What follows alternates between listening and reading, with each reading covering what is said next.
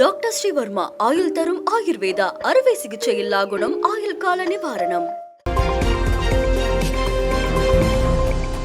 பள்ளி இறுதித் தேர்வு எழுத உள்ள மாணவர்களுடன் பிரதமர் நரேந்திர மோடி இன்று கலந்துரையாடுகிறார். பரிசா சர்ச்சா என்ற நிகழ்ச்சி கடந்த 2018ஆம் ஆண்டு தொடங்கப்பட்டது. 8 ஆண்டுகளாக இந்த நிகழ்ச்சி நடைபெற்று வருகிறது. இந்த ஆண்டு 8 பிரிவுகளாக நடத்த திட்டமிடப்பட்டுள்ளது. தேர்வு பயத்தை போக்குவது, கனவுகளை அடைவது உள்ளிட்டவற்றை மாணவர்களுக்கு போதிக்க ஏற்பாடு செய்யப்பட்டுள்ள இந்த நிகழ்ச்சியில் 2500 மாணவர்களுடன் பிரதமர் மோடி கலந்துரையாடுகிறார்.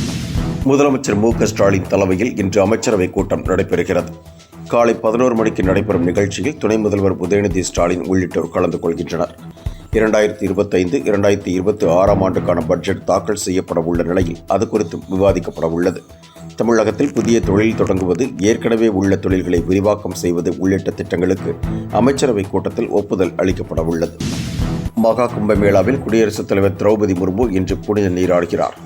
உத்தரப்பிரதேச மாநிலத்தில் கடந்த மாதம் தொடங்கிய மகா கும்பமேளா நிகழ்ச்சியில் பிரதமர் நரேந்திர மோடி, உள்துறை அமைச்சர் அமித்ஷா, திரைப்பிரபலங்கள் என கோடிக்கணக்கான மக்கள் புனித நீராடி வருகின்றனர். இந்நிலையில் குடியரசுத் தலைவர் இன்று மகா கும்பமேளாவுக்கு சென்று திரிவேணி சங்கமத்தில் புனித நீராடுகிறார். இதனையொட்டி பலத்த பாதுகாப்பு ஏற்பாடுகள் செய்யப்பட்டுள்ளது. மகா கும்பமேளாவில் இதுவரை 40 கோடிக்கும் மேலான பக்தர்கள் புனித நீராடி உள்ளனர். இந்நிலையில் குடியரசுத் தலைவர் வருகையொட்டி பலத்த பாதுகாப்பு ஏற்பாடுகள் செய்யப்பட்டுள்ளது. மகா கும்பமேளாவில் மீண்டும் தீ விபத்து ஏற்பட்டுள்ளது. உத்தரப்பிரதேசத்தில் நடைபெற்று வரும் கும்பமேளாவில் செக்டர் 23இல் உள்ள கூடாரத்தில் திடீரென தீ விபத்து நேரிட்டுள்ளது. உடனடியாக தீயணைப்பு படையினர் சம்பவ இடத்திற்கு விரைந்து வந்து தீயை அணைத்தனர். அதிர்ஷ்டவசமாக இந்த சம்பவத்தில் யாருக்கும் எந்த ஒரு காயமும் ஏற்படவில்லை. கும்பமேளாவில் அடிக்கடி தீ விபத்துகள் ஏற்பட்டு வருகின்றன.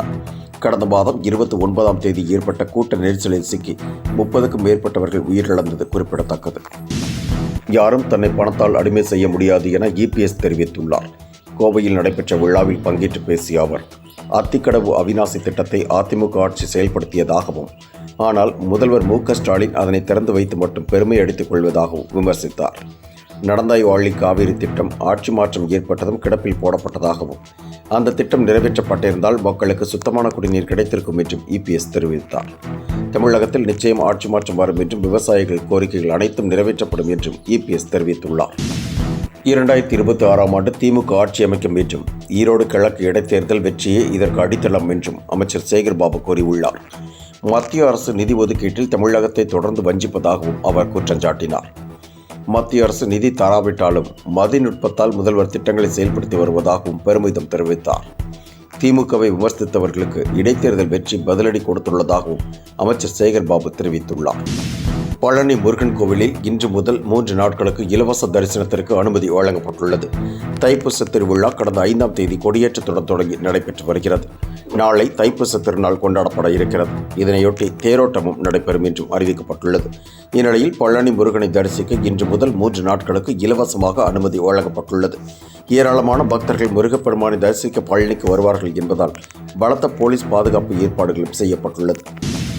ராகுல் காந்தியின் தலைமை எப்படிப்பட்டது என டெல்லி தேர்தல் நிரூபித்து விட்டதாக பாஜக எம்எல்ஏ வானதி சீனிவாசன் விமர்சித்துள்ளார். தேசியத்திற்கு தொடர்பில்லாத ராகுல் காந்தி தேசிய கட்சியின் தலைவராக இருப்பதாகவும் அவர் குறிப்பிட்டுள்ளார். காங்கிரஸ் கட்சியின் சித்தாந்தமே தெரியாத ராகுல் காந்தி அக்கட்சியை எப்படி வெற்றி பெற வைப்பார் என்றும் வானதி கேள்வி எழுப்பியுள்ளார். அரவிந்த் கெஜ்ரிவாலின் ஆணவமே அவரது தோல்விக்கு காரணம் என மாநிலங்களவை எம்பி சுவாதி மாலிவால் குற்றம் சாட்டியுள்ளார். ஒருவர் மிகுந்த ஆணவத்துடன் எப்பொழுது மக்கள் பணியை நிறுத்துகிறாரோ அவருக்கு மக்கள் பாடம் புகட்டுவார்கள் என்றும் அவர் தெரிவித்துள்ளார். மேலும் ஆம் ஆத்மி கட்சிக்குள் ஜனநாயகம் இல்லை என்றும் அவர் விமர்சித்துள்ளார். ஆம் ஆத்மி கட்சி எம்பியான சுவாதி தான் கெஜ்ரிவாலை பார்க்க சென்றபோது அவர்களது உதவியாளர்களால் தாக்கப்பட்டதாக தெரிவித்த புகார் பெரும் சர்ச்சையை ஏற்படுத்தியது குறிப்பிடத்தக்கது. இன்று முதல் 4 நாட்களுக்கு பிரான்ஸ், அமெரிக்கா உள்ளிட்ட நாடுகளுக்கு பிரதமர் நரேந்திர மோடி பயணம் மேற்கொள்கிறார். பிரான்ஸ் அதிபர் மேக்ரான் அழைப்பை ஏற்றுச் செல்லும் பிரதமர் அங்கு ஏஐ தொழில்நுட்ப மாநாட்டில் பங்கேற்க இருக்கிறார். இதனைத் தொடர்ந்து அமெரிக்கா செல்லும் பிரதமர் அதிபர் டிரம்பை சந்தித்து இருதரப்பு உறவுகள் குறித்தும் பேச்சுவார்த்தை நடத்த இருக்கிறார். மத்திய அரசு திட்டங்களை நிறைவேற்றாமலேயே அதற்கான நிதியை தமிழக அரசு கோருவதாக அண்ணாமலை சாடியுள்ளார்.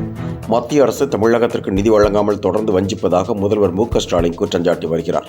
இதற்கு பதிலளித்துள்ள அண்ணாமலை, மத்திய அரசின் திட்டங்களை தமிழக அரசு நிறைவேற்றுவதில்லை என்றும், அப்படி இருக்க நிதியை எப்படி எதிர்பார்க்கிறார்கள் என்றும் அவர் கேள்வி எழுப்பியுள்ளார். முருகன் கோவிலுக்கு செல்லும் முன் கறி சாப்பிட்டு விட்டுதான் செல்வேன் என்று சீமான் பேசியிருப்பது சர்ச்சையை ஏற்படுத்தியுள்ளது. தான் முருகனுக்கு நேரடி பேரன் என்பதால் முருகனை பற்றி தனக்கு நன்கு தெரியும் என்றும் அவர் கூறியுள்ளார். வேலை வைத்து வேட்டையாடி உண்ட முருகனை கறி சாப்பிட்டு விட்டு வழிபடுவதால் ஒன்றும் பிரச்சனை இல்லை என்றும் சீமான் தெரிவித்துள்ளார். இங்கிலாந்துக்கு எதிரான 2வது ஒருநாள் கிரிக்கெட் போட்டியில் இந்தியா அபார வெற்றி பெற்றுள்ளது. இந்த போட்டியில் முதலில் விளையாடிய இங்கிலாந்து 304 ரன்களை குவித்தது. இதனைத் தொடர்ந்து விளையாடிய இந்தியா வெற்றி இலக்கை எட்டியது. இதன் மூலம் 3 போட்டிகள் கொண்ட இந்த தொடரை இந்தியா 2-1 என்ற கணக்கில் வென்றுள்ளது. கேப்டன் ரோஹித் சர்மாவின் அபார சதம் இந்தியாவின் வெற்றிக்கு வழிவகுத்தது. விஜய் எங்கள் வீட்டு பிள்ளை என பிரேமலதா தெரிவித்துள்ளார். தமிழகத்தில் கூட்டணி இல்லாமல் போட்டியிட்ட முதல் கட்சி தேமுதிக என அவர் கூறியுள்ளார். மிகப்பெரிய வருமானத்தை விட்டுவிட்டு அரசியலுக்கு வந்துள்ள விஜய் மக்களை சந்தித்து பேசினால்தான் அரசியலில் நிலைக்க முடியும் என்றும், மேலும் அவர் யாருடன் கூட்டணி என்பதையும் அறிவிக்க வேண்டும் என்று பிரேமலதா வலியுறுத்தியுள்ளார். எல்லாவற்றிற்கும் மேலாக விஜய் தங்கள் வீட்டு பிள்ளை என்பதில் மாற்று கருத்தே இல்லை என்று பிரேமலதா குறிப்பிட்டுள்ளார். டாக்டர் ஸ்ரீவர்மா ஆயுள் தரும் ஆயுர்வேதா அறுவை சிகிச்சை இல்லா குணம் ஆயுள் கால நிவாரணம். என்றும் உங்களுடன் மை இந்தியா. முக்கிய செய்திகளை உடனுக்குடன் தெரிந்து கொள்ள சப்ஸ்கிரைப் பண்ணுங்க, பெல் பட்டனை பிரஸ் பண்ணுங்க. என்றும் உங்களுடன் மை இந்தியா.